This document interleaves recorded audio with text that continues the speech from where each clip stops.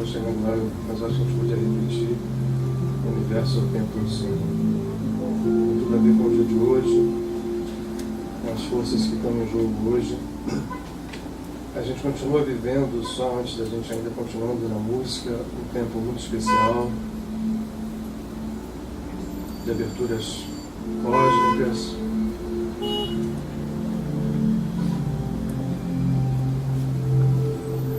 E aqueles que souberem aproveitar isso, nós podemos, certamente possuem,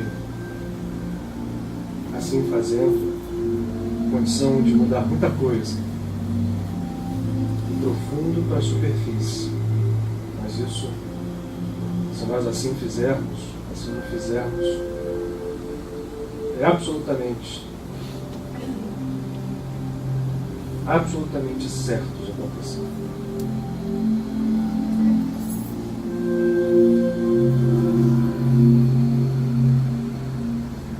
O universo é o tempo do Senhor. Cada estrela tem seu jeito de brilhar. O infinito canta hinos de louvor. Assim manifestar, acima de qualquer religião. O universo é o Deus do Senhor. Cada estrela tem seu jeito de brilhar. O infinito canta hinos de louvor. Toda a criação a se manifestar, acima de qualquer religião. Fazemos parte de uma história, de um sonho divino, personagens de um grande musical. E sob o véu das diferenças, nas mais diversas crenças, revela-se o amor universal. Fazemos parte de uma história, de um sonho do divino, personagens de um grande musical. E sob o véu das diferenças, nas mais diversas crenças, revela-se o amor universal.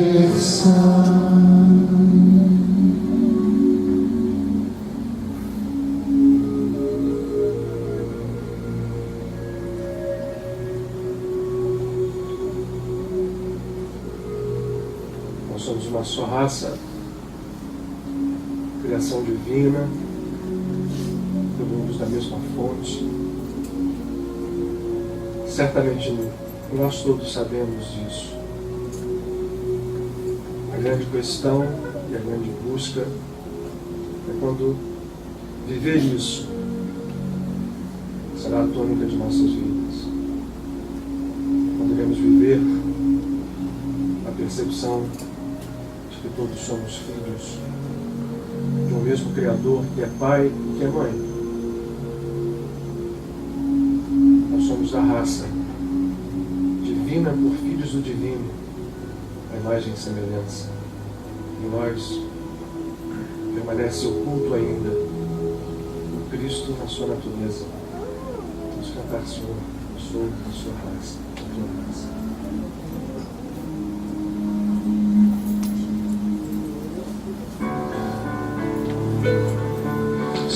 Eu sou da tua raça,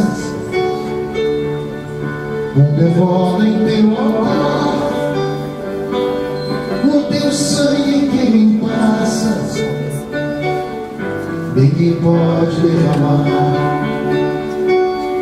Senhor, eu sou da tua raça, herdeiro de meu rei. Tu és minha coraça e nada temerei. Filho do sol, raio de luz, trevas escassas, Cristo conduz. Os mesmos traços, a mesma cor, os mesmos laços, o mesmo amor. Senhor, eu sou da tua raça, eu me voto em teu amar. O teu sangue que me passa, ninguém pode derramar. Senhor, eu sou da tua raça, herdeiro de meu rei. Tu és minha coraça e nada temerei. Filho do sol, raio de luz, trevas escassas, Cristo conduz. Os mesmos traços, a mesma cor, os mesmos laços, o mesmo amor.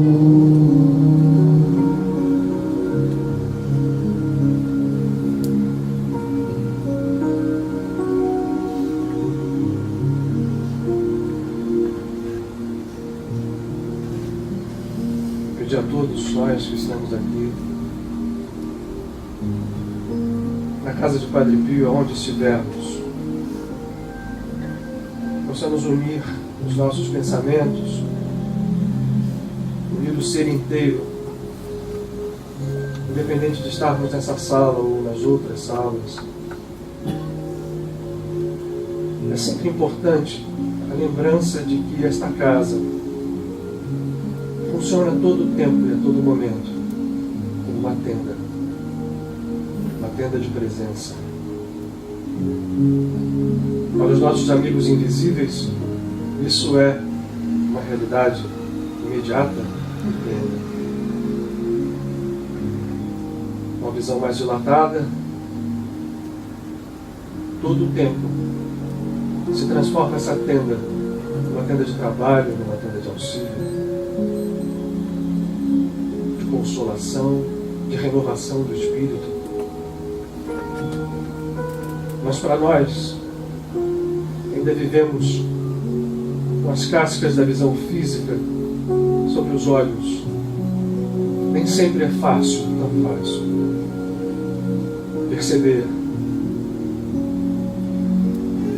que não cessa o trabalho, independente de que seja, de onde seja e como seja. De modo que esta tenda, e assim se dá em todos os lugares, ou seja religião, ou seja objeto de fé que louva, criaturas sinceras, que buscam a Deus sinceramente. Assim se dá em todos os lugares. Esta tenda permanece de portas abertas. Nós encarnados que aqui estamos, devemos buscar essa consciência a todo tempo. Para quando subirmos essas escadas, para quando mesmo pensarmos,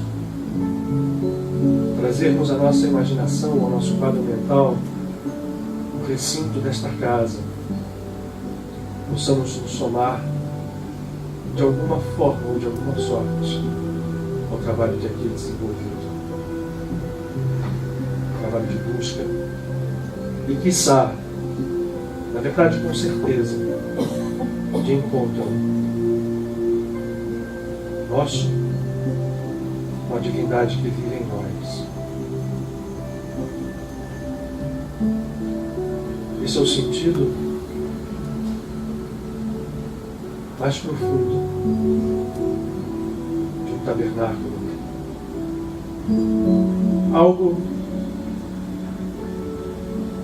E nesse mundo de limites, procura fazer com que a presença divina se manifeste primeiro, para que depois ela rompa esses mesmos limites.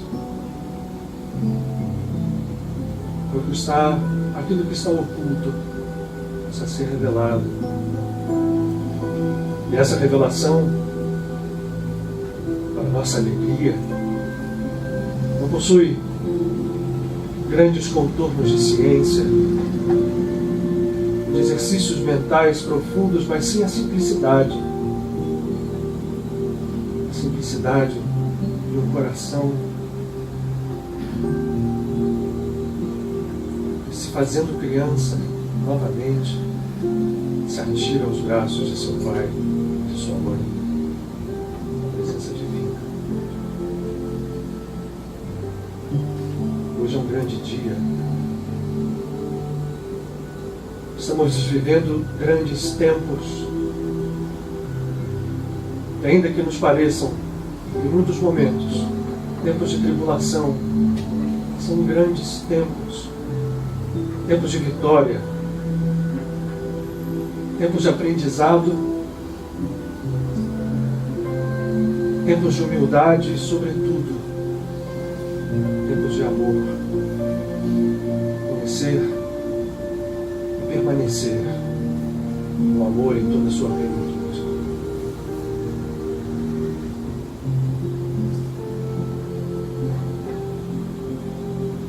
Nós hoje aqui reunidos, a partir de agora, aonde estivermos na casa, possamos sentir o amor palpável que nos trazem os amigos que trabalham, incessantemente trabalham por nós, que trabalham por aqueles que não estão conosco aqui, mas que estão presentes no nosso pensamento, pela oração quieta, pelos nossos anseios. Que nós possamos sentir esse trabalho e partilhar, participar, compartilhar a alegria profunda que marca esses dias, alegria com raízes no Espírito,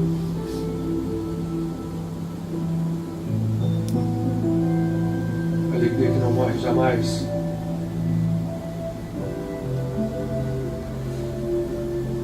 os poucos momentos que vamos permanecer unidos fisicamente, lancem sementes de valor inestimável, indestrutível, para que saiamos, cada um de nós, renovados, revividos.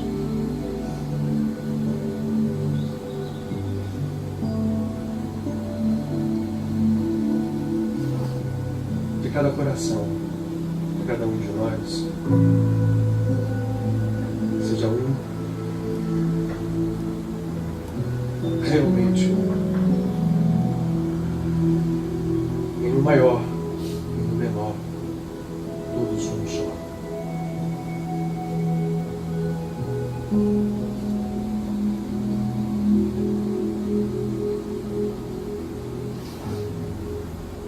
A paz seja conosco.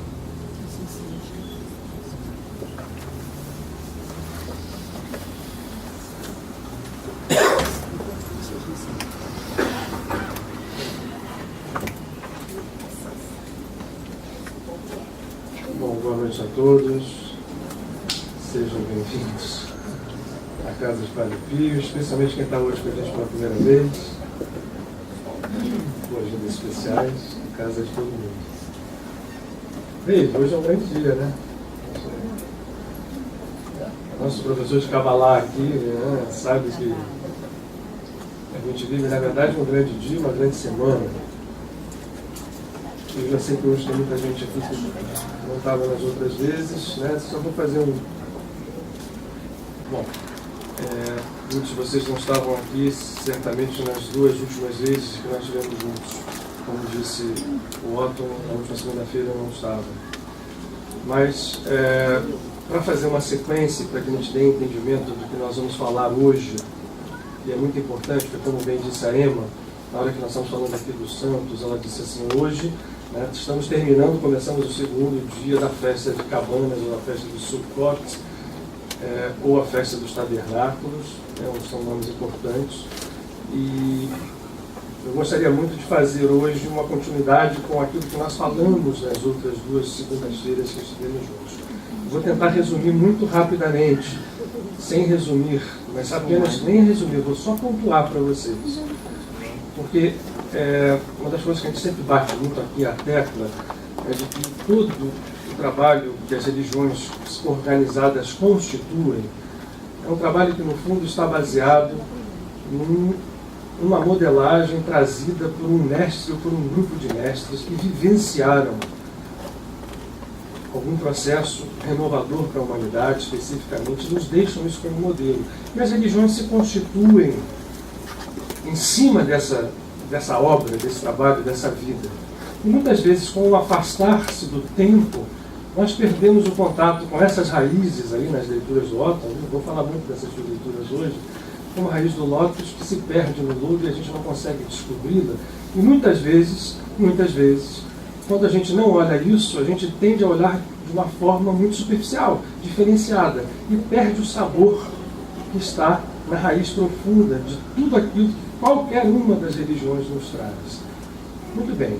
No caso específico das religiões que nós temos mais contato, porque a própria religião cristã vem dessa raiz, né, hebraica, e principalmente quando a gente olha em nível profundo, mergulhando lá dentro, nós vamos vendo a beleza desse processo que transcende a superficialidade, né, de uma festa. Nós falamos aqui, né, teve uma festa agora disso, uma festa daquilo. Uma festa é fundamental, mas mais do que isso, é o fundamento da raiz, do processo interno disso tudo.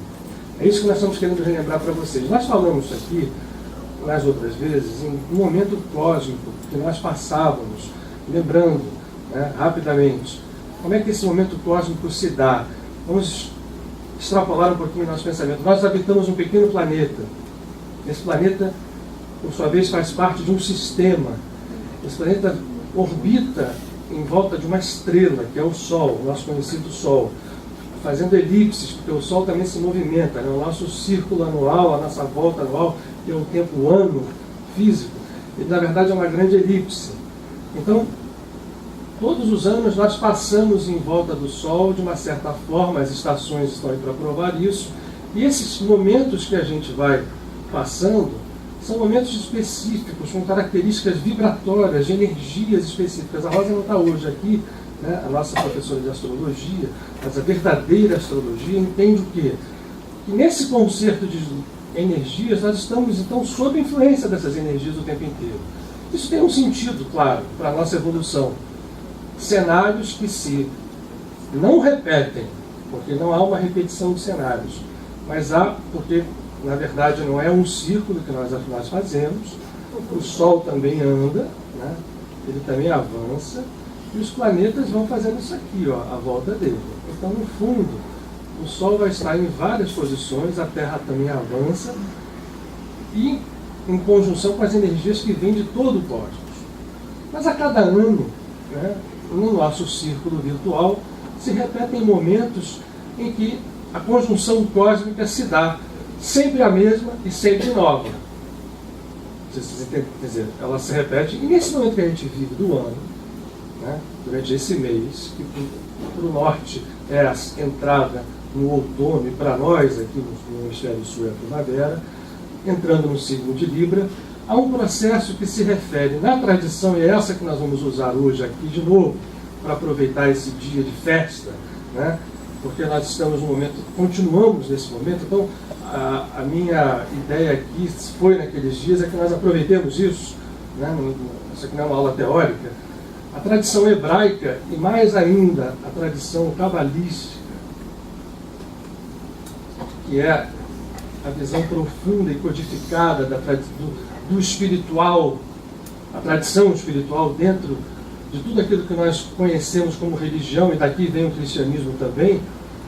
Nesse momento do ano, quando a gente fala da festa de Ano Novo, do Rosh Hashanah, do Yom Kippur, que é conhecido como o Dia do Perdão, e a partir do Yom Kippur, nós vamos ter até a lua cheia de Libra, um momento importante que já começou, como disse a Emma, ontem à noite, e vai se estender por mais 7 dias, um momento interessantíssimo ao longo do ano. Já tivemos, no Rosh Hashanah, eu relembrei a vocês que nos códigos profundos que estão nos livros sagrados do Gênesis, né, principalmente no Gênesis, o Rosh Hashanah, por que ele é um ano novo? As pessoas que, né, quem tem aqui? Aqui nós temos muitas pessoas de tradição religiosa judaica. A gente comemora como ano novo, como a gente comemora o Natal. Lembra que eu falei isso? Normalmente o cristão comemora o Natal como uma festa que cada vez vai se superficializando mais. E vira uma coisa quase comercial. O significado profundo daquilo se perde. Assim também é, na maior parte das vezes, com o Rosh Hashanah. Na verdade, ele não é o ano novo. Até porque no calendário hebraico existem 2 começos do ano. Um civil, vamos chamar assim, que obedece ao ano astrológico, que começa em Áries, e outro que é esse. Esse que a gente chama de ano novo, na verdade é a cabeça do ano, que é uma oportunidade de nós reconstruirmos os nossos karmas. O que está sendo posto a nós todo ano é um processo que se repete e se diz assim: naquele momento o seu karma é examinado, não tem nenhum juiz de guarda examinando, mas tem um concerto cósmico de energias, né? Um grande computador cósmico, talvez fosse uma imagem mais próxima, um super hiper computador cósmico, que naquele exato momento balanceia tudo aquilo que a gente faz, em que lei nós estamos vivendo, e aí você tem chance, naquele momento ali, de começar a mudar essa história, de refazer o script do seu filme cósmico. E aí você chega 10 dias depois, e 10 é um número que tem todo um significado, não é 10 à toa, o que se chama do Yom Kippur, o dia do perdão, o dia que você faz a modificação, mas é um dia de purificação, em que esta purificação, se você se conscientizou, ela se fecha, se sela nesse dia, e é um dia talvez mais sagrado para o judaísmo, e que mesmo aqueles que não têm grande devoção religiosa vão às sinagogas, fazem o jejum, cumprem os projetos, e vão ali. Alguns que não, que têm mais um conhecimento mais profundo, todos os cabalistas, por exemplo, esse processo é mais intenso.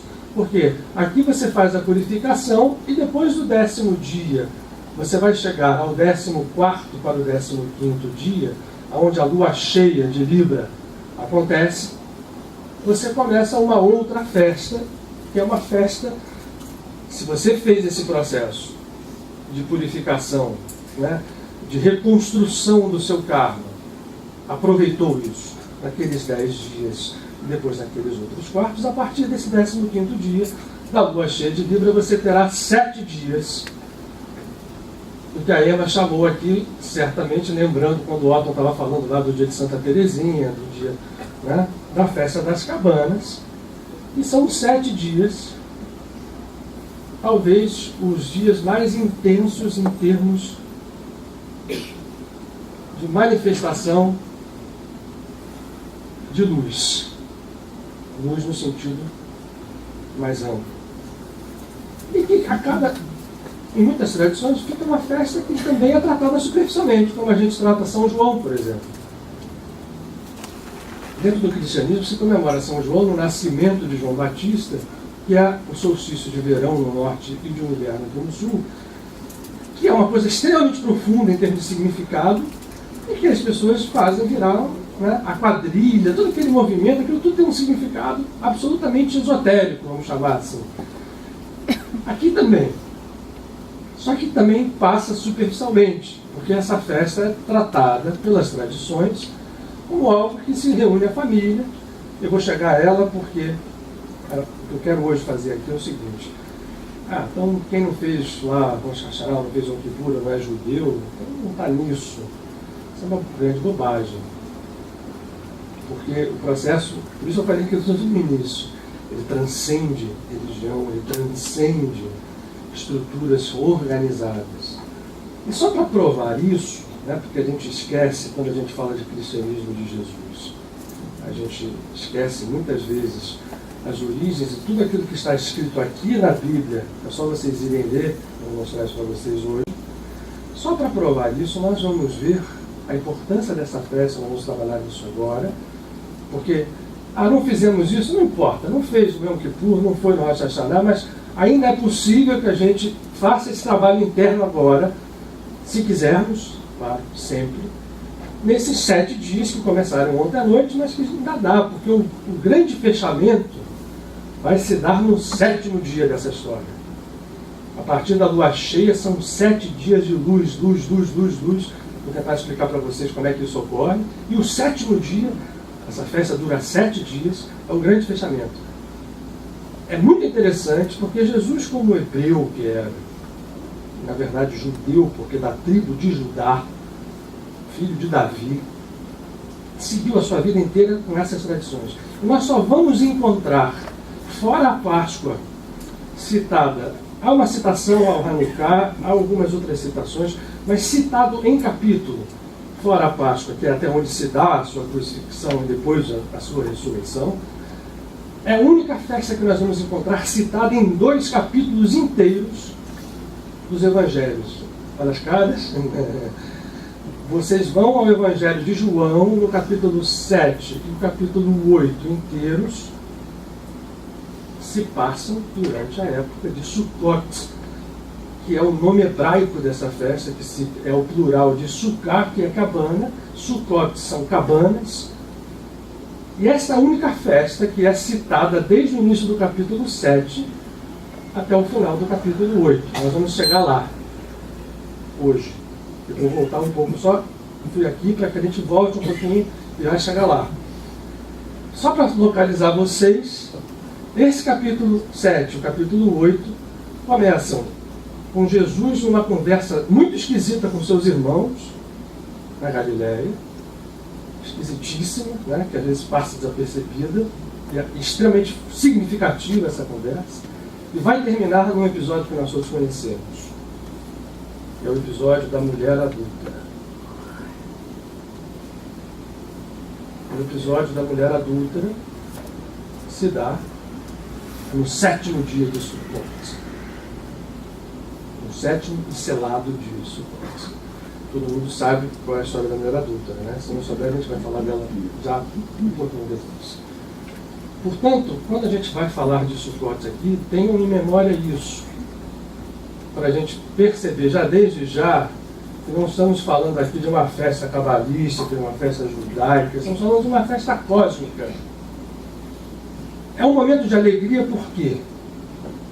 E de extrema alegria. E, portanto, a tradição judaica comemora isso com muita alegria. Quem vai a Israel, como é que se faz essa comemoração depois que Moisés recebe a Torá e passa os costumes ao povo?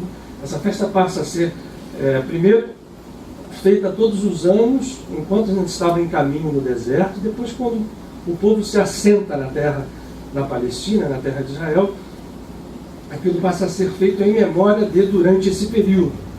Nesses 7 dias, a tradição manda o seguinte: que se faça fora de casa cabanas, e essas cabanas são feitas e construídas pela família, e as pessoas ficam ali, se puderem, o mais tempo possível. Tomem as refeições, comam, festejem, comemorem, durante esses 7 dias. É uma festa para quem tem filho, imagina, né?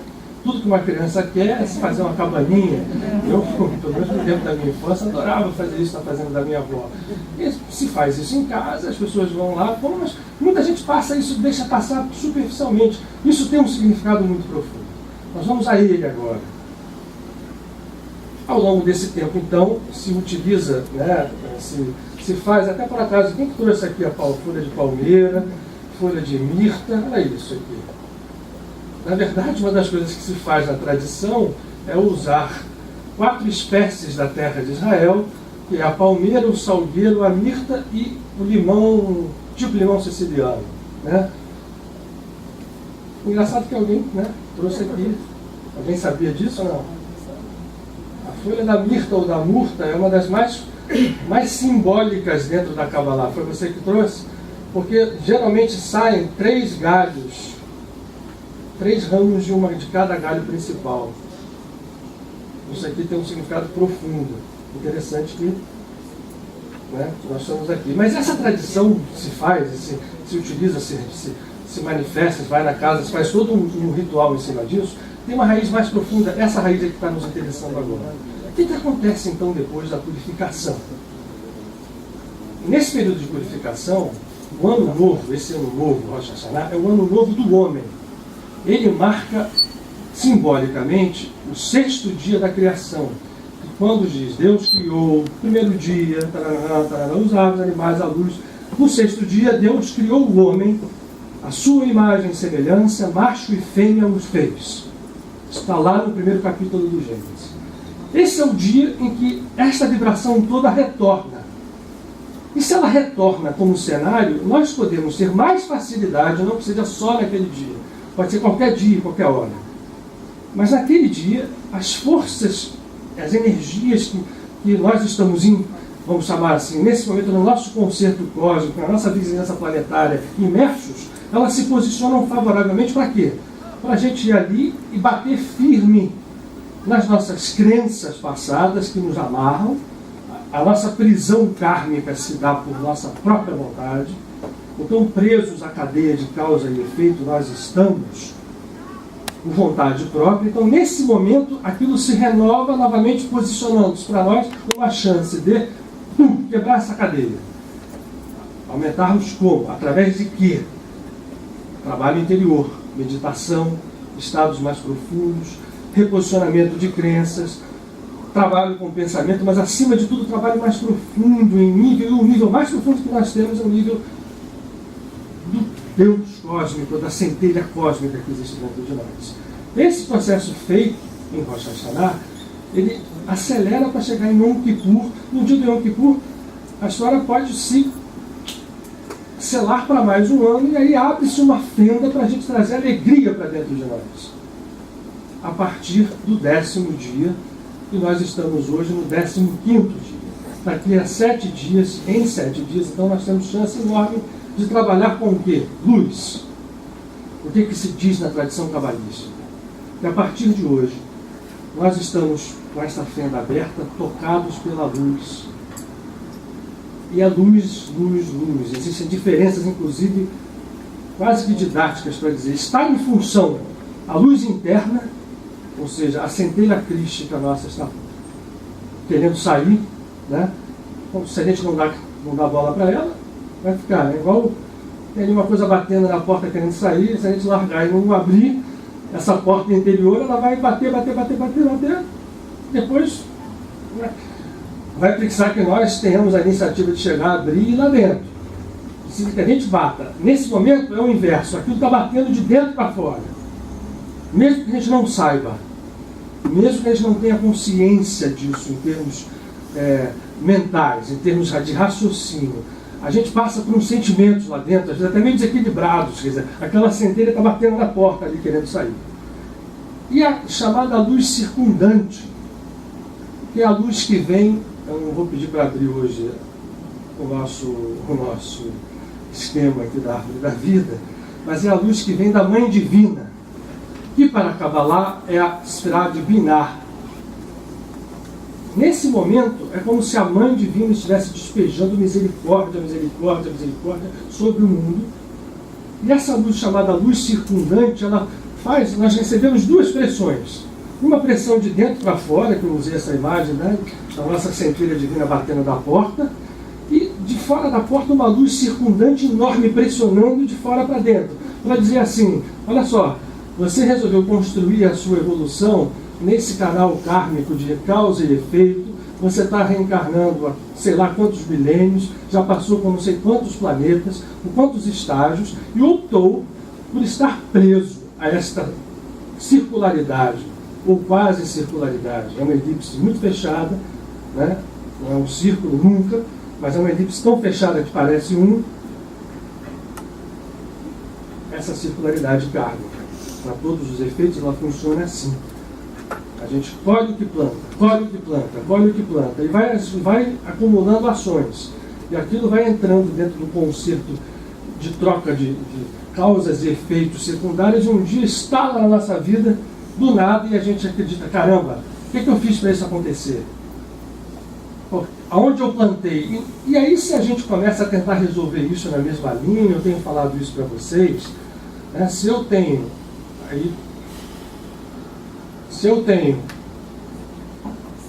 eu vivo numa dimensão só, eu moro nessa linha, é assim que é, uma linha circular, e eu quero voltar atrás lá, imagina o engarrafamento que está aqui atrás de mim para eu chegar lá naquela ação kármica que eu fiz há 50 reencarnações atrás e que só está repercutindo na minha vida agora. Porque muita gente às vezes acredita que você tem o karma da anterior. Só. Não é uma linha assim. Aliás, é uma linha assim, mas o fato é que essa história vem se mexendo aqui desde lá. O que os grandes mestres nos propõem é que eu saia das dimensões que nos prendem, usando como comparação, e vá ao menos da linha para o plano. Se eu vou da linha para o plano, eu posso fazer um salto. E aí eu atingir as minhas raízes kármicas mais profundas. Como é que se faz esse salto? Eles também já nos ensinaram. À custa de meditação, e meditar é nos mergulhar em Deus e no divino, na nossa verdadeira natureza, e na oração.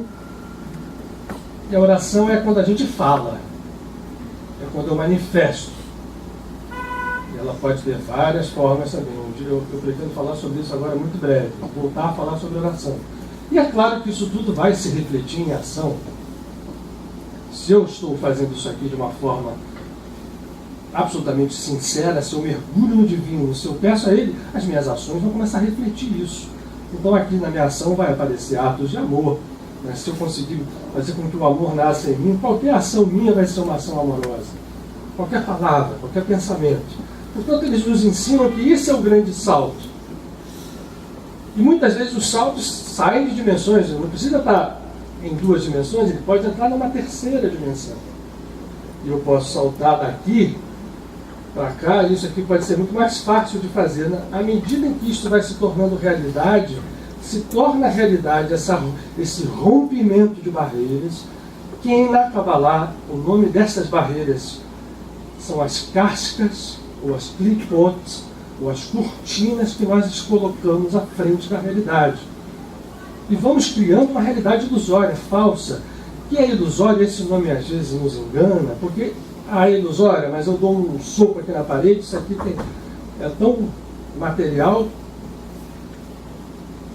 Onde está a ilusão nisso? O que nós falamos de ilusão é que esta ilusão se torna realidade para nós, enquanto nós vivemos nela. Nós só vamos descobrir que ela é ilusão mesmo quando a gente permanecer nesse processo que nos leva à libertação. Meditação, oração e ação. E esse momento que nós vivemos, não é à toa que nesse mês, o Otton falou aqui, se concentra tanta festa de santo. Não é à toa que Lahiri Mahashaya escolhe, Lahiri Mahashaya, para quem não sabe, é o guru do guru de Paramahansa Yogananda. Nós temos aqui embaixo o livro Autobiografia do Yogi, eu acho que tem sempre aqui, mas se não tiver, vocês encontram isso em livrarias. Eu recomendo muito esse livro, porque Yogananda conta a história e Lahiri Mahashaya é um Cristo Yogi da era moderna. O século XIX concentrou todos esses grandes seres em diversos níveis, em diversas culturas, em diversas religiões. Falamos de Teresinha. Santa Teresinha é um exemplo dentro da Igreja Católica. Lahiri Mahashaya deixa bem claro esse processo de nós estarmos nos libertando por um trabalho interno, e não foi à toa ele ter escolhido o dia 26 de setembro e o dia 30 de setembro para nascer e para fazer o que a gente chama de Mahasamadhi, que é a desencarnação consciente. Ele sabe que esse período, setembro, outubro, variando, porque são calendários lunares ou lunes, solares, mas está sempre nesse período.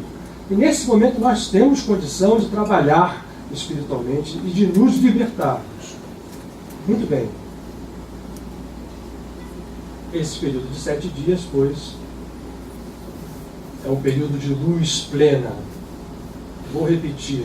É uma pressão de luz de fora para dentro da gente, de dentro para fora, para romper essa casca e a gente entrar num outro patamar de consciência, num outro patamar de vida. Porque isso tudo aqui não faz sentido se não refletisse na nossa vida comum. Isso aqui não é para a gente saber. Aliás, a palavra saber não é para desconhecer intelectualmente, é para saber. Saber é sabor. Sabor é provar. Ninguém vai te dizer se você nunca comeu, ninguém pode descrever para você o sabor de uma laranja, se é um clichê velho, mais válido. Se eu descrever 1 hora como uma laranja é, se você nunca provou, eu não vou conseguir te dizer o que é. Corta a laranja, põe na boca e prova. Nesses dias de luz que nós estamos vivendo agora, é normal também que a gente passe altos e baixos, que a angústia bata mais intensamente, né? Muitos de vocês podem estar vivendo isso. Eu diria, sem querer brincar com vocês, que é um ótimo sinal, desde que a gente saiba aproveitar esse ótimo sinal. A tentativa agora é buscar fazer isso aqui. Quer dizer, por que eu falei de Jesus e falei da peça importante? Porque ele acrescenta algumas coisas fundamentais nessa percepção. Como o catolicismo, o cristianismo desloca completamente Jesus nesse contexto, perde muito essa possibilidade, que eu diria sagrada, de unir toda a vida e o trabalho de Jesus a essas raízes mais profundas da sua tradição. O que a Kabbalah manteve isso? Por que Jesus... Esse capítulo é interessantíssimo. Cada evangelho, vocês vão ter Bíblias em casa, mas eu vou resumir mais ou menos aqui. Que acontecem pontos fundamentais. Ele começa assim: a festa dos tabernáculos. Foi chegado o tempo da festa dos tabernáculos. Então agora, né, no mês equivalente lá na época, a entrada do mês de Livro. Jesus estava na Galileia, ele tinha ido poucas vezes à Judéia, a Jerusalém, e a última vez que ele tinha ido, ele tinha sacudido as bases, porque ele tinha feito 2 coisas. Uma, conversado com um dos membros do Sanedrim, do Sinédrio. Quem conhece, já leu Bíblia ou estuda, lembra da conversa de Jesus com Nicodemos. Jesus tinha feito uma conversa fechada com o sacerdote Nicodemos, membro do Sinédrio, conversando com ele, uma conversa fundamental em que Nicodemos faz perguntas para ele e ele vai respondendo sobre o que você precisava fazer para entrar no reino de Deus. Uma pergunta direta, papo reto. O que eu faço? É preciso nascer de novo. A resposta também é assim. Mas o que é nascer de novo? Eu preciso voltar para o ventre da minha mãe? E aí Nicodemos pergunta assim, Jesus deve ter dado uma gozação nele, para dizer, Nicodemos, olha ali, você é sacerdote, você é mestre de Israel. Parênteses, naquela época não se questionava no judaísmo a reencarnação. O farisaísmo aceitava a reencarnação, como ela foi aceita pelo cristianismo até o concílio de Constantinopla. Muito bem. Você sabe disso. É claro que precisa nascer, voltar, mas é preciso nascer da água e do Espírito. A água é o símbolo mais imediato da terra do nosso planeta. Água e terra. Mas água, sim, nosso planeta tem 3/4 de água. Nosso corpo tem 80% ou quase 90% de água. Jesus fala, é preciso renascer da água, volte a nascer, encarnar, e do Espírito. Mas eu estou interessado no nascimento do Espírito. Porque o nascimento da água, você devia saber. E do Espírito que é preciso a gente ter ideia. Porque quem é renascido do Espírito é igual ao vento. De onde a gente apenas sabe que ele chegou na hora que ele chegou. Ninguém sabe de onde ele veio, nem para onde ele está indo. Uma das figuras mais belas que Jesus usa na sua manifestação. Esse é o renascido do Espírito. O que a gente traduz aqui? O renascido do Espírito, a gente sabe de onde a gente está vindo, para onde a gente está indo. A gente está vindo dessa luta kármica, que é chamada de pecado original, lutando com as nossas criações ilusórias. Quem renasce do Espírito salta e, portanto, deixa de ter a correlação kármica de causa e efeito. Isso pode chocar muita gente, né? Porque presos como nós estamos em constituições racionais, acreditando que Deus, que a divindade se manifesta apenas pelas coisas que nós já conhecemos, quando tudo que Deus é desconhecido. E que bom, né, para quem tem coragem de se aventurar nesse mar de divindade, das possibilidades infinitas que existem para quem realmente busca a Deus. Esse renascimento do Espírito é o renascimento que Jesus estava apontando para Nicodemos. Muito bem. Ele tinha ido lá à Judéia falar isso. e voltou para Galiléia. Chegou à festa de Sucotes, uma festa dos tabernáculos. E nessa festa, começa o relato, eu estou resumindo para vocês, não vou ler para a gente não perder mais tempo. Na Galiléia, os irmãos dele, os seus irmãos, chegam para eles assim: vem cá, chegou a festa de Sucotes, vai para Jerusalém. Ah, eu esqueci uma outra coisa, ele fez duas coisas, eu só contei uma. Foi conversar com Nicodemos e realizar a cura de um doente num Shabat, no átrio do templo de Jerusalém. Isso gerou, entre os sacerdotes mais ortodoxos, uma revolta absurda, porque o Shabat é sagrado, você não pode fazer nada no Shabat. Se você chega e fez o que você fez, você está violando a Torá de uma forma... Esse foi o burburinho. Ele já estava de volta na Galiléia, continuou fazendo as coisas que fazia na Galiléia, o nome dele na Galiléia crescendo, e os irmãos falaram assim: vem cá, chegou a Sucotes, você não quer ir para Jerusalém? É a hora. Pô, você fica fazendo essas coisas só aqui na Galiléia, pô?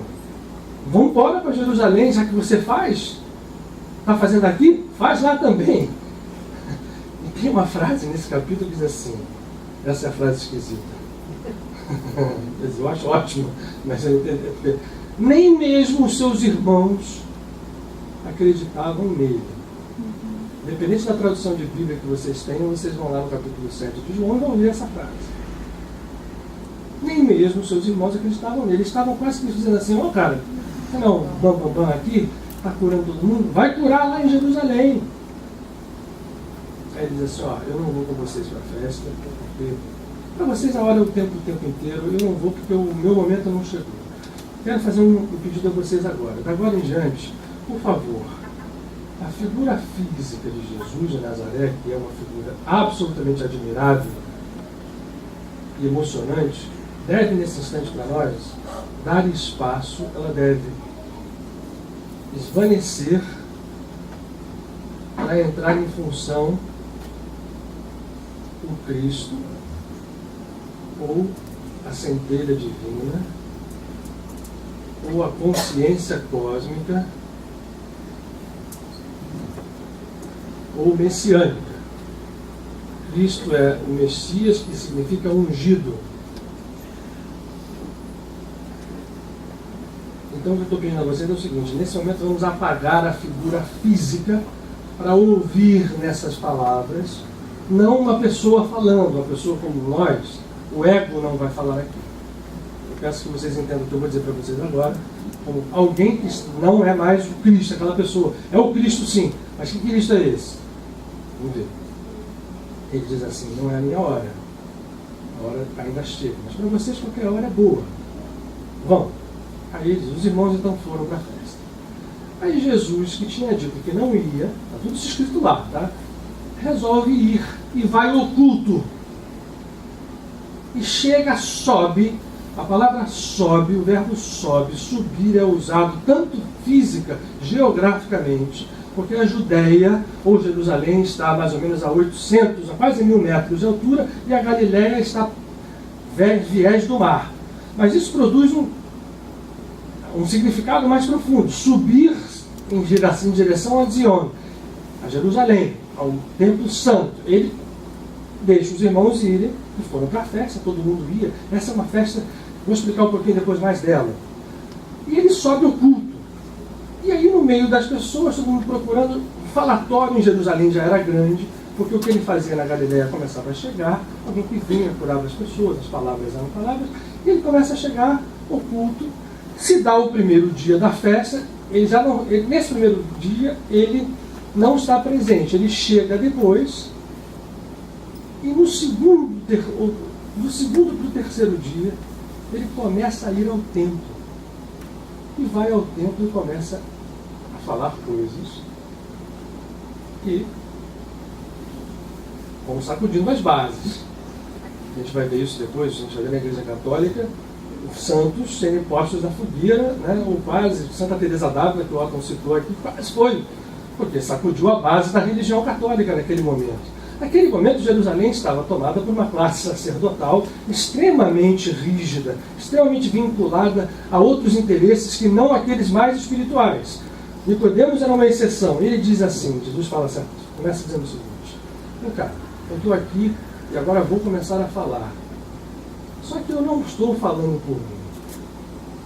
A minha mensagem não é minha. Eu não vim aqui para falar do que eu sei, do que eu falo, do que eu sou.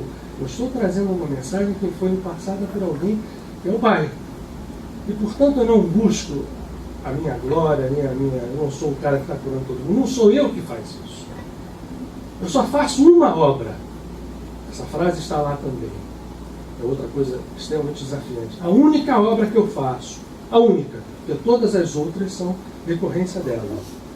A única obra que eu faço é estar em comunhão com esse Pai que me enviou. Agora, vocês precisam parar para pensar. E começa a gritaria. Imaginem isso, né? As pessoas começam a dizer: epa, o cara chegou, vem nos a favor, vem nos contra. E aqueles de contra, vocês começam a dizer que eu não sou, que eu sou filho do demônio. E uma das coisas que vocês falaram é porque eu aqui, quando vim a última vez, eu curei uma pessoa no Shabat. Mas deixa eu fazer uma pergunta para vocês. Moshe deu a Torá para nós. Na Torá está preconizada a circuncisão dos filhos ao 8º dia, dos filhos homens. Se o 8º dia cai num Shabat, vocês circuncidam ou não? A gente circuncida. Então, se vocês circuncidam para que a lei não seja violada, se eu, através de mim, uma pessoa se cura no Shabat, que maior louvor a Deus pode ser feito do que esse? Parem para pensar o que a Torá significa, o que isso significa. Bom, briga, discussão, a gente contra, a favor, e as pessoas começaram. Esse homem é alguém que, né, ou veio do demônio, ou é uma pessoa que chega trazendo algo que ninguém nunca falou. A festa dos Sucotes continua. No 4º dia, do 4º para o 5º, por isso que eu estou dizendo a vocês, tem um capítulo 7 e um capítulo 8 descrevendo a festa dos tabernáculos. E ele escolheu isso exatamente porque ele sabia o que ele estava fazendo. Essa vibração cósmica que eu estou falando agora aqui estava em função naquele momento. Então ele estava ali falando para as pessoas, mas olha só, vamos aproveitar isso aqui agora e vamos fazer uma repassada e entrar na luz por inteiro? Ele diz assim, no 4º dia. Repete aquilo que ele disse.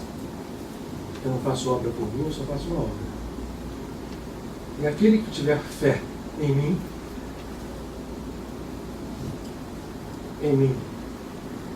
nessa centelha, nessa consciência, no seu interior fluirão rios de água viva. Vocês imaginem o rebordosa que isso deu também. A favor e contra. Né? Quem é você para dizer isso? Você é um cara igual a todo mundo, e eu acho que até que os irmãos dele deviam estar nesse coro.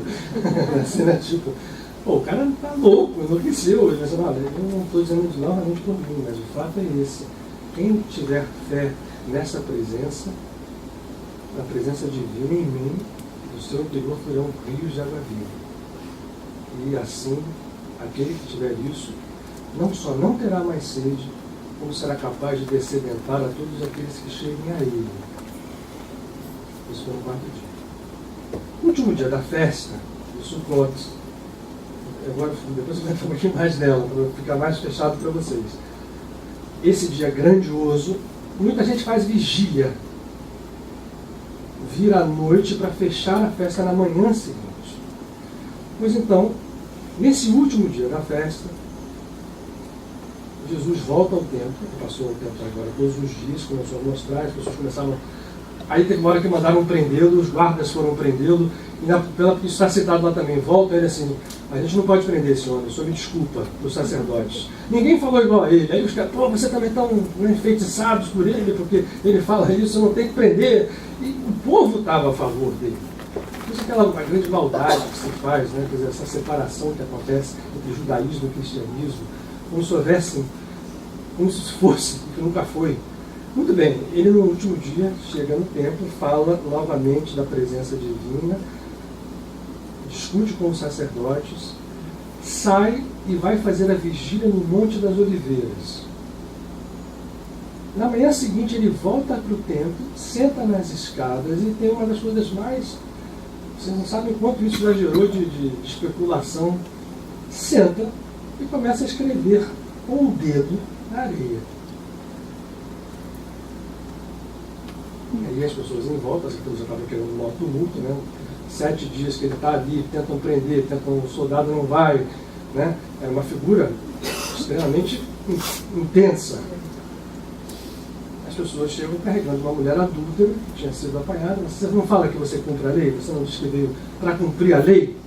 Jesus fala várias vezes, a Torá dela não pode ser tirado nenhum patar, nenhum ponto, nenhuma vírgula. A Torá é matemática. Sabia muito bem disso. Como é que você fala que você veio cumprir a lei e você só desfaz a lei, só desfaz a lei? Aí essa mulher foi apanhada em adultério. A lei manda apedrejar.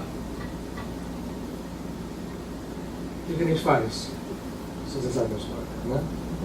Ele continua escrevendo, ele levanta a cabeça, sentado, porque todos os rabis falam sentados. Diz assim, quem de vocês estiver sem pecado, pode pegar a primeira pedra e atirar. Volta a baixar a cabeça. Continua rabiscando a terra. Deve ter havido, né? Não. Alguém vai e foi saindo. Saiu primeiro, segundo. Ficou sozinho, ele e a mulher. Aí ele levanta a cabeça de novo, vira para ela assim, mulher, alguém te condenou? Não. Eu tampouco te condeno. Vai. Gente, talvez isso seja uma das coisas mais grandiosas. Eu vou encaixar isso agora nessa festa. O que essa festa serve? A comemoração das cabanas, né, fundamentalmente o código, para entrar nessa luz, rememora a seguinte passagem. O povo hebreu sai do Egito sob o bastão de Moshe e sai já num processo extremamente, né, duro, que é 10 pragas, beira do Mar Vermelho. O Mar Vermelho, né, aqui está a Torá codificada em 3 versos, no momento mais agudo, onde os egípcios são defendidos por uma presença de uma coluna de fogo e de nuvem que defende o povo, e o povo naquele desespero, ele chega e no desespero Moshe vai e põe o mar, quando clama para Deus, diz, o que vocês estão esperando? Entrem na água, passam a água, o mar abre e eles vão para o deserto. Aquilo poderia ter sido um caminho muito fácil, mas não foi, porque as pessoas começaram a reclamar de Moshe, se queixar, se revoltar, dele e de Arão, seu irmão. E o processo que poderia ter durado 1 ano, talvez, durou 40 anos. Só que com extremas manifestações da presença divina, ainda que tenha durado 40 anos, e o ponto fundamental desse divisor de águas, daqueles 2 anos para 40, foi um episódio que eles chegaram logo na porta da terra prometida, e quando chegaram perto da terra que estava sendo prometida, Moisés manda 12 espiões olharem a terra para ver como era, e eles voltam, com exceção de 2, de Yoshua, ou Josué e Caleb, voltam contando as maiores mentiras e barbaridades, assustando todo mundo. Vocês olha, não vamos entrar lá não. A gente é baixinho, lá só tem cara com mais de 2 metros, as cidades têm muros enormes, jamais nós vamos conseguir isso. E o povo se revolta contra Moisés. Então você é um maluco que pegou a gente de lá, trouxe pela 18ª vez. Imaginem, né? O cara que trouxe a gente do Egito, ele trouxe para cá para morrer de novo. Nós não vamos. Aí chega Josué e Caleb e fala, não, ao contrário, a terra é maravilhosa, tem aqui uva, tem tudo. Bom, a comunicação com o divino, Deus diz para Moisés o seguinte, olha só, agora que vocês se revoltaram, vão colher os frutos da revolta.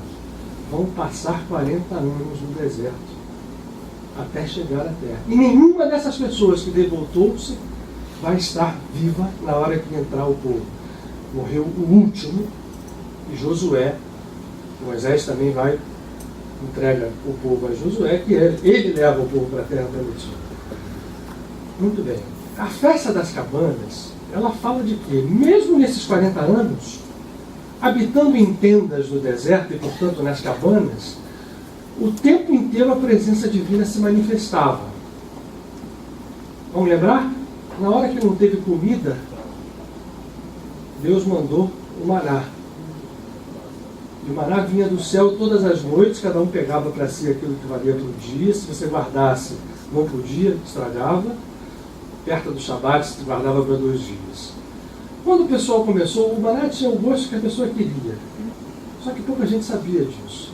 E as pessoas, quando recebiam o maná, achando que aquele era a mesma coisa, não aproveitavam a possibilidade que elas tinham de manifestar o gosto do maná como elas quisessem. E começaram a reclamar que aquilo estava enjoando. Estou falando sério. Vocês vão ler o livro de Êxodo. Olha só, esse maná está enjoando, a gente quer carne. Vieram as codornizes, codornas, e aquilo durou 40 anos. Com idas e vindas, revoltas, brigas, mas o tempo inteiro a presença se manifestando. Quando a Torá é entregue no Sinai e a arca vem com Moisés, depois do bezerro de ouro, daquela história toda, se manda fazer, e por isso o nome, o segundo nome da festa, que é o que até mais nos interessa, um tabernáculo que era uma cerca, era feito de pele. Tem toda a Bíblia é um código. Isso aqui existem vários sentidos, como uma casca de cebola. Mas o sentido literal nos mostra que foi mandado Moisés, ele é instruído a fazer o tamanho, como é que faz a pele, a cor que pinta. O tabernáculo era uma estrutura quase que aberta que cercava a arca. E quando Arão, que era o sacerdote, entrava aonde eles, por exemplo, estamos aqui, Arão entra, vem a chamada nuvem de glória, que era uma nuvem brilhante que ficava sobre o tabernáculo de dia branca e de noite tomando uma cor como se fosse um fogo iluminando. Ora, a gente sabe hoje pelos fenômenos que a gente conhece científicos que isso é extremamente possível.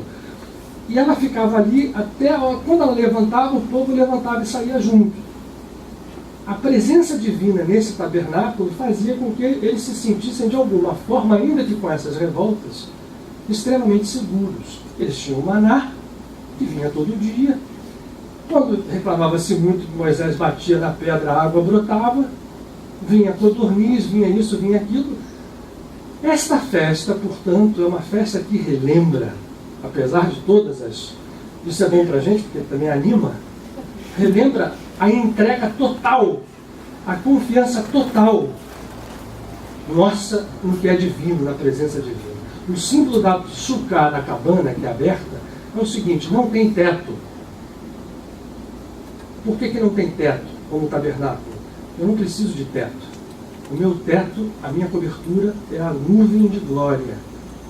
É a presença divina que vai estar me circundando e me guardando todo o tempo.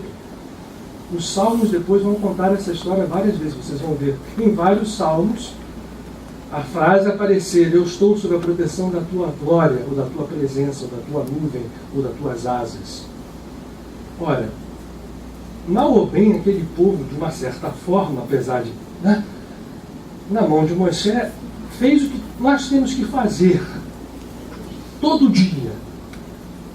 40 anos, 50, 10, o que seja. Se nós entendermos que esse ponto é o fundamental da partida, ou seja, mergulharmos na presença divina, e agora a gente aprende que essa presença divina, aí vai entrar Jesus, o Cristo, está também dentro de nós. É preciso que a gente manifeste essa presença para que aquela pressão de fora ache espaço para entrar dentro da gente, e aquela pressão de dentro arrebente a porta e junte uma coisa com a outra e a gente se ilumine. E a iluminação traz a vitória sobre o karma, e a vitória sobre o karma traz a vitória sobre a dor, sobre o sofrimento, sobre as angústias, sobre as dúvidas. Não é um passe de mágica, mas é algo extremamente, extremamente real.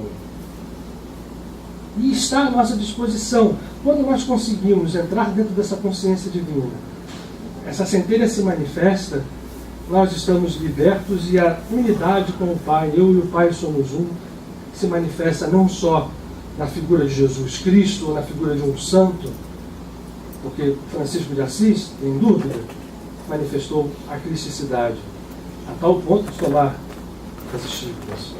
Padre Pio manifestou, Santa Teresinha, sim, para Amarante Yogananda, sim. A gente desfila que todos esses santos atingiram esse estado, mas isso não é privilégio deles. Eles foram apenas modelos para dizer, vocês podem fazer isso. E Jesus escolhe, portanto, esta festa, onde isto está evidente, escrachado, essa luz está pressionando, para dizer, olha só, a gente precisa fazer só uma coisa, eu só fiz uma obra, está lá no capítulo 7, que é encontrar o Pai dentro de mim. E, portanto, tudo que eu não faço por orgulho, eu não faço por vaidade, eu faço por manifestar o Pai. E manifestação do Pai é poder, é amor, é realidade. Não é ilusão. E aí, o Shabat, curar no Shabat, fazer um processo qualquer que a luz seja revelada, ainda mais no Shabat, onde a luz deve ser revelada, isso é luz, cura é luz. E aí, o selo da festa. Porque esse é o ponto de partida que nós todos devemos fazer e não fazemos. Para entrar em toda essa festa, para a gente abrir essa porta quando a centelha bate, para a gente deixar essa luz nos pressionar, existe um primeiro passo. E até para chegar no amor incondicional, esse passo precisa acontecer. E é esse que ele sabiamente faz fechar. Ele faz fechar porque, eu esqueci de contar para vocês, mas vocês lendo o capítulo 7 vão ver, antes de ele chegar ao episódio da mulher, ele fala, no momento em que as pessoas estão chamando ele de demônio, vocês estão me chamando de demônio, estão dizendo que eu tenho isso ou aquilo, eu não tenho nada com isso, eu não julgo, na verdade vocês estão me julgando pela aparência. E ao julgar pela aparência, vocês estão entrando novamente nesse círculo vicioso de criar as suas próprias ilusões. Eu não julgo a ninguém. Ele fala essa frase. Quando ele chega para a mulher, e a Torá, na sua superfície, fala em condenação. Isso tem um código também por trás. Mas é apresentado aí um checkmate, quer dizer, e aí? Vai cumprir a Torá ou não vai? Ele chega e diz assim, tá bom, ok. Só pode cumprir a Torá e fazer isso acontecer quem estiver sem pecado. Quem estiver sem pecado, pegue a pedra e faça a letra da Torá acontecer. E aí as pessoas recuaram e saíram.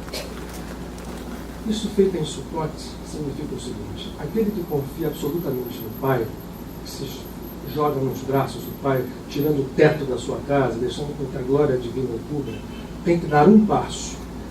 O passo de selagem dessa história toda é fazer aquilo que importa fazer. Perdoar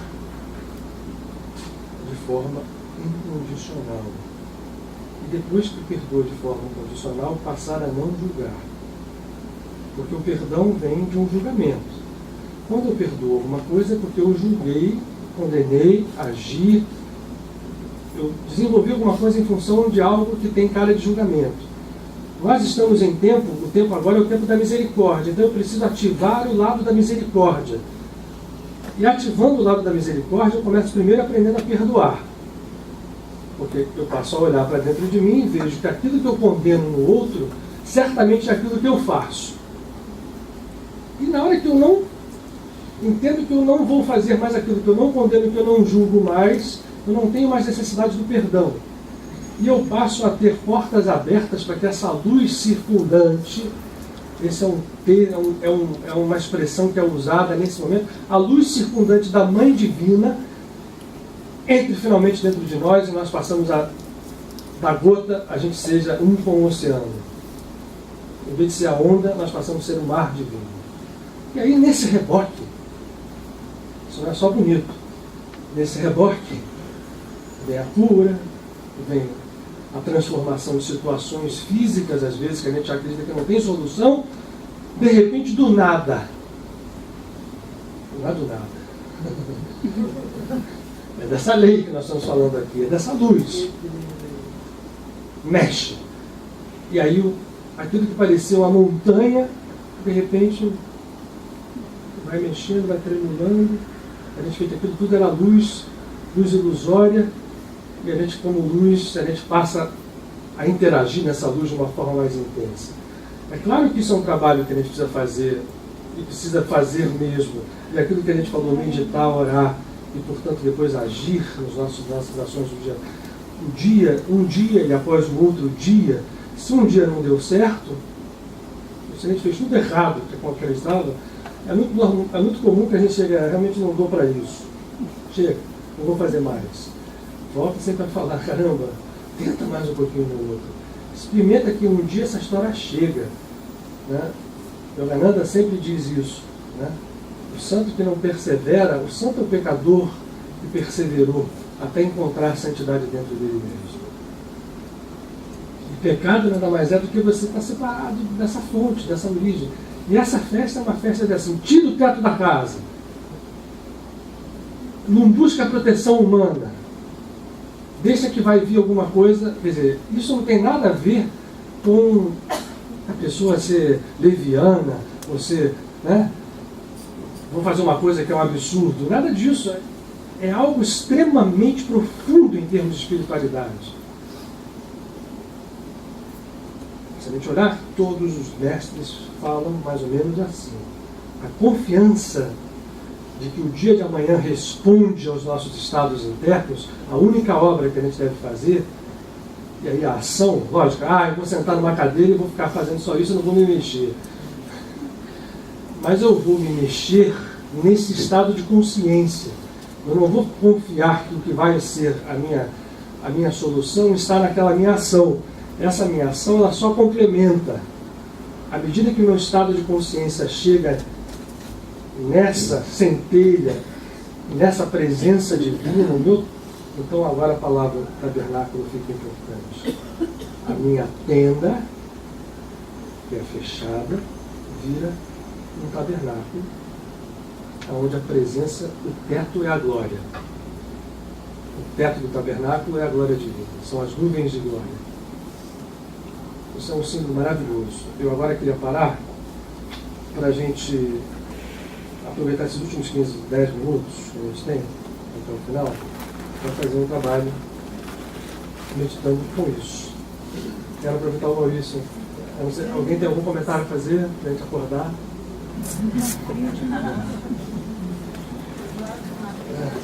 Fala aí. Mas eu estou meditando essa criança.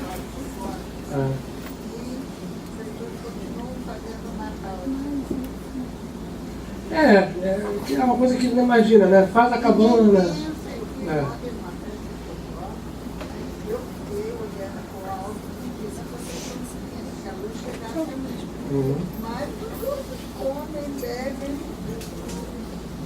Como no Natal, né? A gente está no Natal imaginando o quê? Nasceu um ser divino, uma criança, e aquela centelha divina novamente nascendo da gente, imagina, né? O que é isso?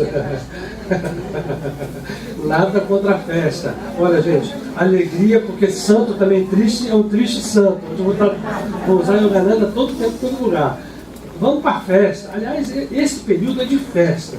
Uma das mitzvot, uma das regras que tem que ser feita em Sukkot, e aí por isso é que às vezes degenera. Tem que ser alegre. Por quê?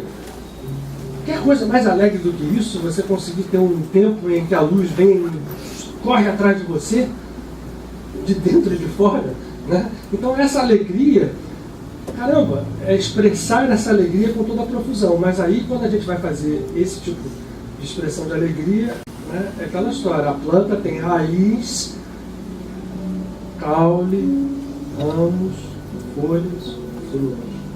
Na hora que eu tirei a raiz fora, o sambor.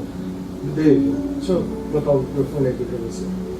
Acrescenta alguma coisa aí, vai lá. Bem, Luiz, já que você falou em mitzvah, os cabalistas entendem como uma conexão com a luz. Né? Então, eles dizem que Sukkot é a única mitzvah que você entra dentro da mitzvah. Você entra dentro da luz literalmente. Legal. Obrigado, David. Mas é isso mesmo, né? É onde a gente tem esse momento de perceber a luz como algo que nós somos. Nós somos luz. Todo o tempo. Então eu pensei até em fazer uma meditação, mas eu achei que podia fazer a música, aproveitando o Maurício aqui.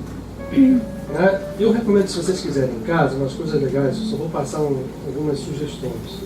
Uma das coisas legais para a meditação, a meditação, como a gente chama de meditação, tem a meditação profunda, em que a gente não parte necessariamente de nenhuma figura, de nenhuma visualização, mas você pode visualizar e depois sair daquilo. Quer dizer, se você conseguir começar numa visualização e depois entrar dentro de você e deixar você ser conduzido, também pode. Para esse tempo, uma boa visualização é exatamente a gente criar uma suca mental, isso na cabeça, né? Abrir o céu, ver aquele céu estrelado e ver a glória da presença divina chegando e respirando e sentindo aquela luz que o David falou que vem, né? A gente entra dentro dela como se nós estivéssemos realmente dentro do tabernáculo, como Arão, convivendo com aquela presença o tempo inteiro. Isso é uma bela coisa a fazer. É uma sugestão para a gente fazer isso, e eu queria então que o Maurício aproveitasse esses minutinhos para a gente ouvir mais, né, Maurício? Quando é que você volta na próxima vez? Estamos esquivando do frio. Agora muita gente não vai a mente, né? Agora perderam o Maurício. Né? Agora, Gonzaga, você vê, a música toma outro sentido depois que você falou. Que às vezes tem músicas que eu não sei, que eu não entendo, eu só vou entender, às vezes, 10 anos depois, como está acontecendo agora. Essa música aqui, que eu vou até cantar, porque eu não tenho muitas músicas, eu não trouxe muitas, mas essa Teus Frutos, eu nunca tinha parado de pensar nela, ela está caindo como uma nuvem em cima do que você falou. Ela passou a ter sentido agora, mais profundo do que simplesmente cantar essa música. Vamos ver se a gente consegue encaixar essa música nesse negócio da... Como é que chama isso? Tabernáculo, né? O tabernáculo. Deixar que essa música, que vem nela, conduz o que vai rolar aqui, não sei.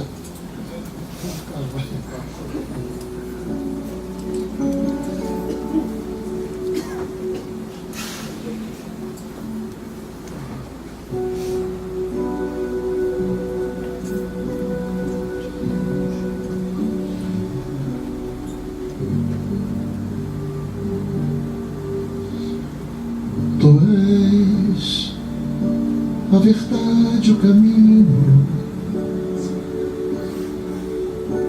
o Pai, Senhor do infinito. Tu és o Espírito Santo, a Mãe que contemplo na minha oração. Estás no ar que respiro,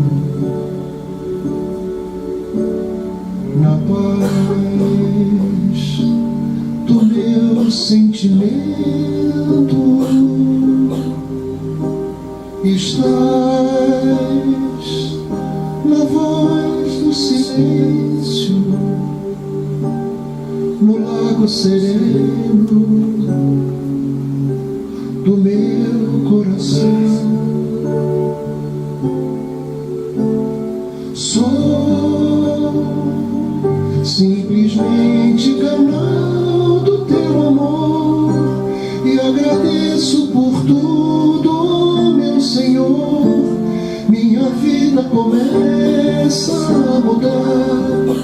Quero fazer o bem que sempre quis. Consigo entender que nasci para ser feliz, como as aves do céu.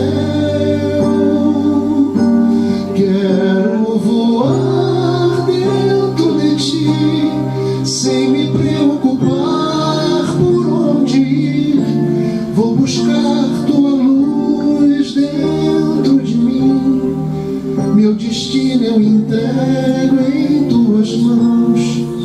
Quero ser uma flor para enfeitar o teu jardim. Tu és a verdade, o caminho, o Pai, Senhor do infinito, Tu és o Espírito Santo, a mãe que contemplo na minha oração. Estás no ar que respiro, na paz do meu sentimento. Estás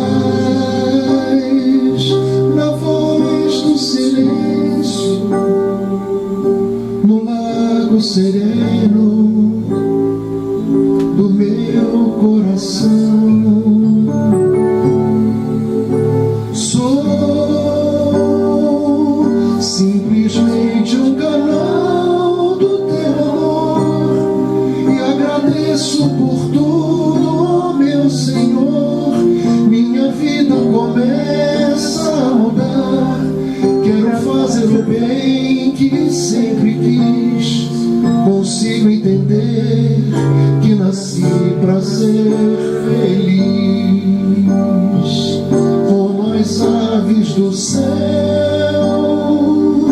Quero voar dentro de Ti, sem me preocupar por onde ir. Vou buscar Tua luz dentro de mim. Meu destino eu entrego em Tuas mãos. Quero ser uma flor para enfeitar o Teu jardim.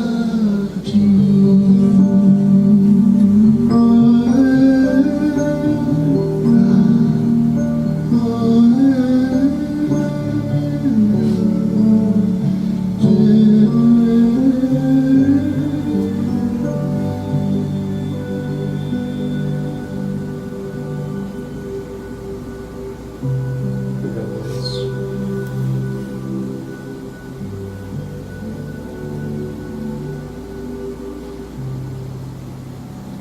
Continuar mergulhando agora dentro dessa infinitude que existe dentro de nós. Lembrem as palavras que o Otto leu por último. Esse Deus que nós procuramos fora, começamos a encontrá-lo e certamente vamos encontrar lá dentro. Essa centelha divina possa se manifestar e se estender nesse instante. Todos aqueles a quem amamos não estão conosco aqui, mas estão certamente aqui através de nós. Canais de amor incondicional. Aonde estiverem, seja quem forem, recebam nesse momento o toque dessa luz. E do nosso amor, através dessa música, vamos continuar ainda conosco.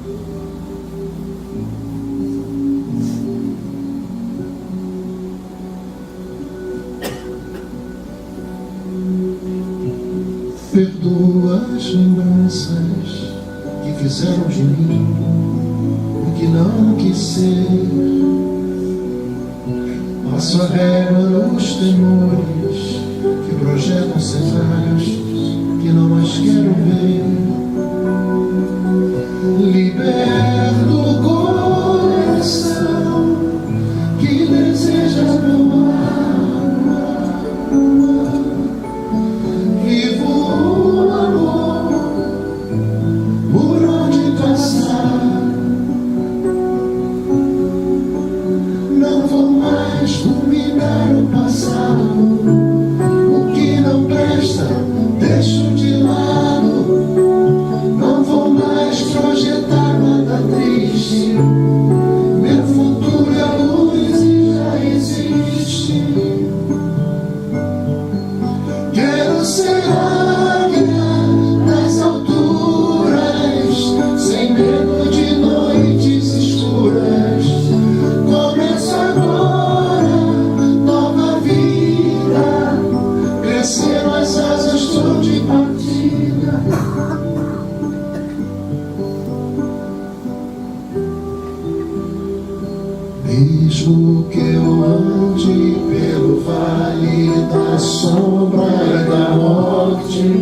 nada temerei. Eu sugeriria que essa música nós fizéssemos com as mãos dadas, com as mãos sobre os ombros. Esse momento de alegria, ela vai ser cantada aqui pelo Maurício, a gente vai homenagear. Eu sempre lembro, quando a gente fala em salmo hebraico, a gente tem a seguinte imagem na cabeça. Os salmos são instrumentos de trabalho profundos, códigos profundos, de significação profunda. Jesus utiliza-se deles também. No final dos evangelhos, a citação de salmos de Jesus é algo absurdo. Então a gente imagina que ele, quando em casa, porque esse é um costume das famílias hebraicas, Nossa Senhora, que era Miriam, devia certamente cantar com os seus filhos nessas celebrações salmos. É natural da religião hebraica a alegria, o salmo cantado. Então, essa última, que eu diria que fosse a última, para depois a gente fazer o mestre se aproxima, mas que a gente fizesse com um absoluto sentimento de alegria, de entrega, porque vai se falar frases do Salmo 23, que é isso que o Maurício começou a cantar, que eu acabei interrompendo, mas para a gente ter consciência quando canta. Mesmo que eu ande pelo vale da sombra e da morte, eu nada temo, eu nada temerei, né? Porque tu estás comigo. Eu não temo, porque tu estás em mim. Nós vamos cantar agora. E a gente vai cantar em hebraico para lembrar que Jesus também fazia isso. E é fácil de cantar. Quem não entende, para ouvir, é uma frase muito fácil. A gente vai repetir algumas vezes, tá, Maurício? Antes de ter aí 2 minutinhos. Vamos deixar que a música nos invada como essa luz de Sukkot. Vamos alternar o português com o hebraico. Vamos cantando, sentindo essa alegria nos penetrar, essa luz tomar conta de nós.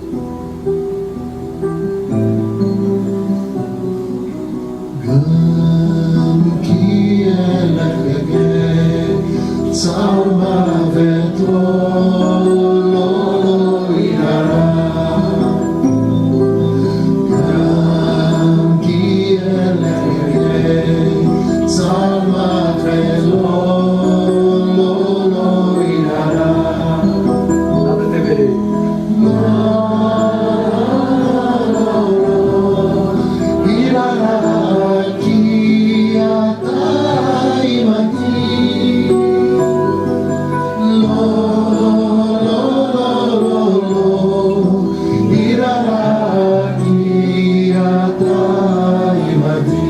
A mesma frase em português. Mesmo que eu ande pelo vale da sombra e da morte, nada temerei.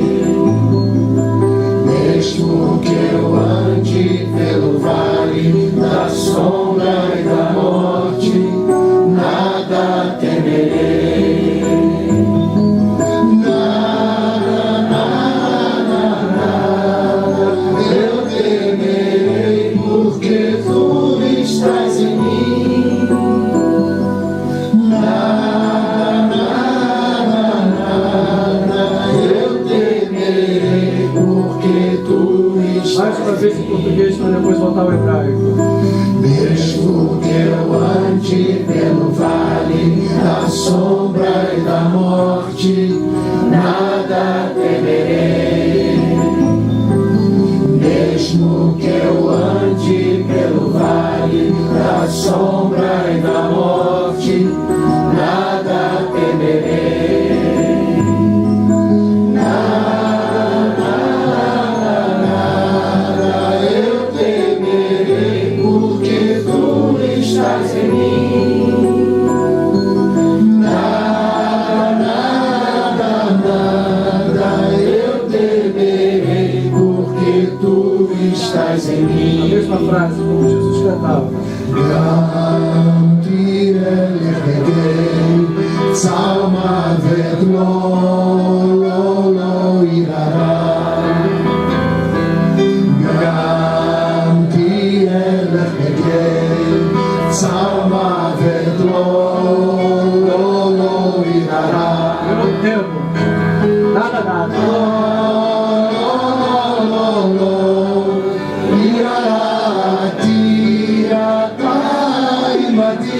Porque tu estás em mim.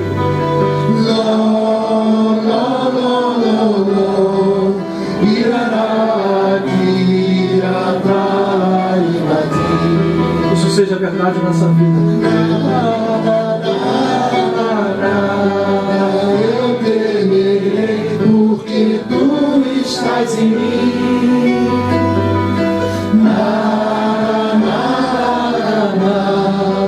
Eu temerei porque tu estás em mim. Alegria.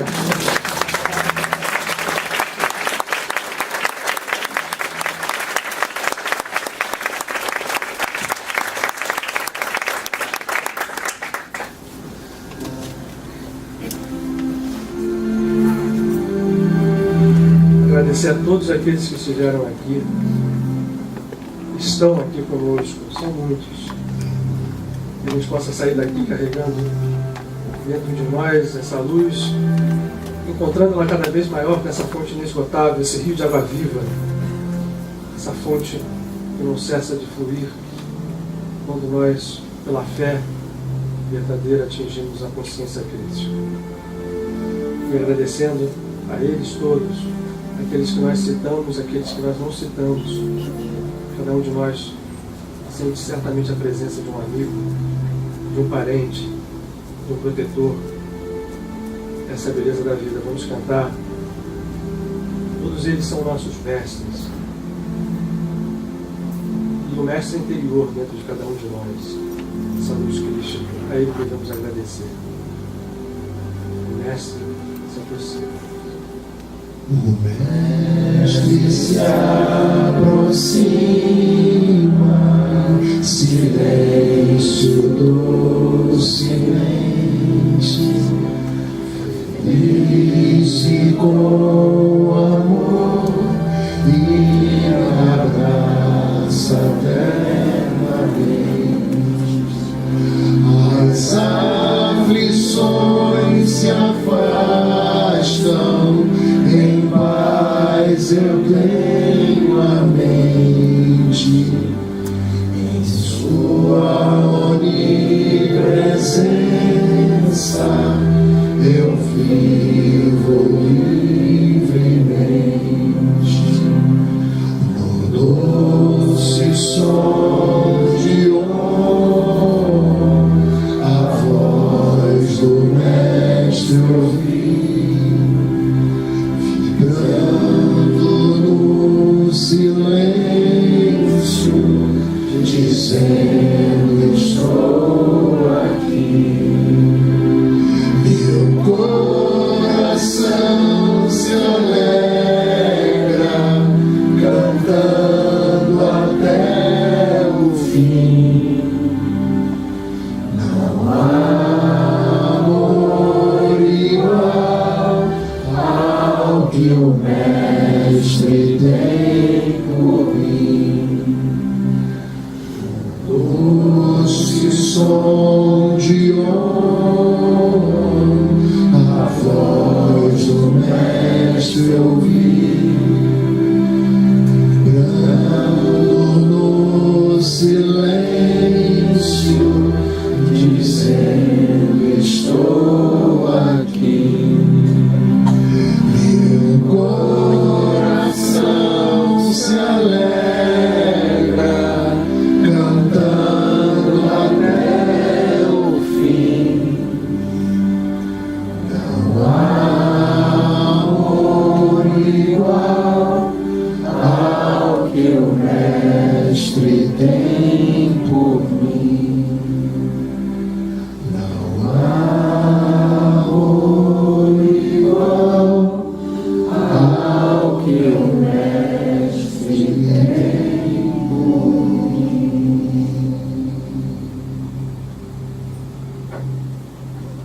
Eu quero agradecer a todos, que essa alegria e a misericórdia possam nos acompanhar durante todos os dias da nossa vida.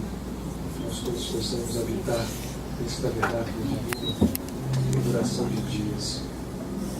Que a paz seja conosco. Até a próxima semana. Mitzvah Gedolah, misericórdia, né? E alegria, Yot Simcha. Que todos tenham uma semana de paz. descendo em estado de